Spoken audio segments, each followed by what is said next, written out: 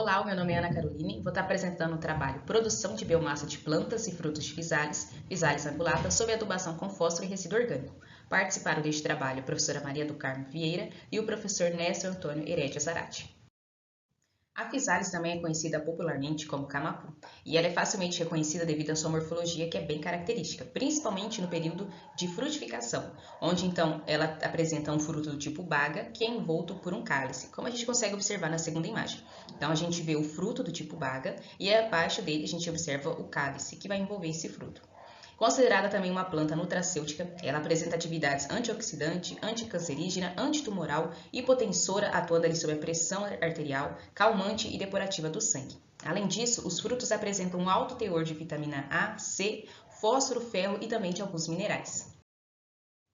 Além do valor nutricional, os frutos também apresentam sabor doce e levemente ácido, apresentando diferentes formas de consumo, entre elas na fabricação de doces, geleias, sucos, sorvetes e também iogurtes. Além disso, eles também podem ser consumidos na sua forma in natura. Entretanto, a produção brasileira ela é ineficiente e não consegue atender à demanda do mercado.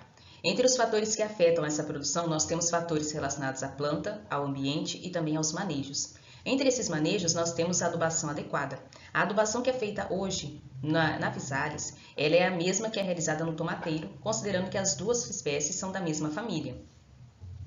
Mas nós entendemos que quando essa adubação é feita de uma forma inadequada, a planta não tem para ela ali disponível todos os nutrientes que ela precisaria para atingir o máximo potencial produtivo. Outro fator também que afeta a produção está relacionado ao ambiente. E nós temos aqui o solo, principalmente na nossa região, que são solos de cerrado, são solos, na sua grande maioria, ricos em óxido de ferro e de alumínio, e há uma dinâmica desses óxidos com fósforo, tornando ele não disponível para a planta. Diante disso, o objetivo do nosso trabalho foi avaliar o desenvolvimento das plantas e a produção de frutos de Physalis cultivada com fósforo e com a cama de frango semidecomposta.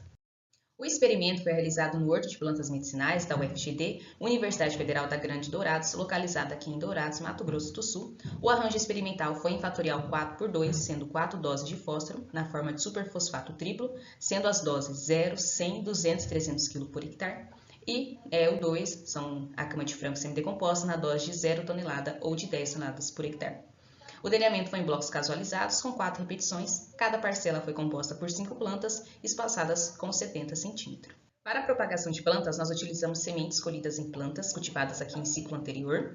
Essas sementes foram propagadas em bandejas de poliestileno de 128 células, preenchidas com substrato comercial tropistrato. Depois, nós realizamos a repicagem dessas mudas, quando elas apresentaram uma altura média de 4 centímetros. Elas foram replicadas para bandejas de 72 células preenchidas com o mesmo substrato. Posteriormente, quando essas mudas apresentaram uma altura média de 16 centímetros, nós transplantamos elas para os canteiros definitivos. Antes de realizar o transplante, nós realizamos a incorporação do adubo fosfatado, apenas nas parcelas correspondentes.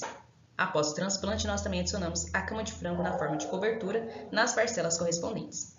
Durante o ciclo da cultura, nós avaliamos a altura de plantas a cada 15 dias, desde 37 até 76 dias após o transplante. Também realizamos a colheita dos frutos semanalmente, desde os 104 até 300 dias após o transplante, avaliando o número e as massas frescas e secas.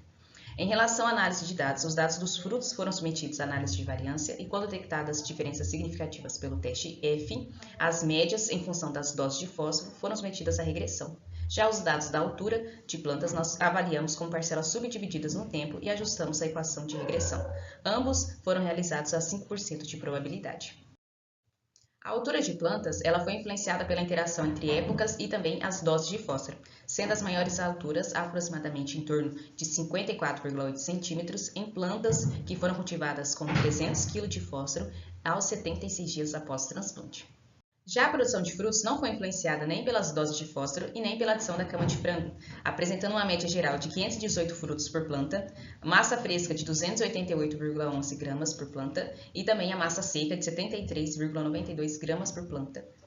Com isso, nós concluímos que as plantas de Physalis adubadas com 300 kg por hectare de superfosfato triplo apresentaram as maiores alturas, independentes do uso da cama de frango.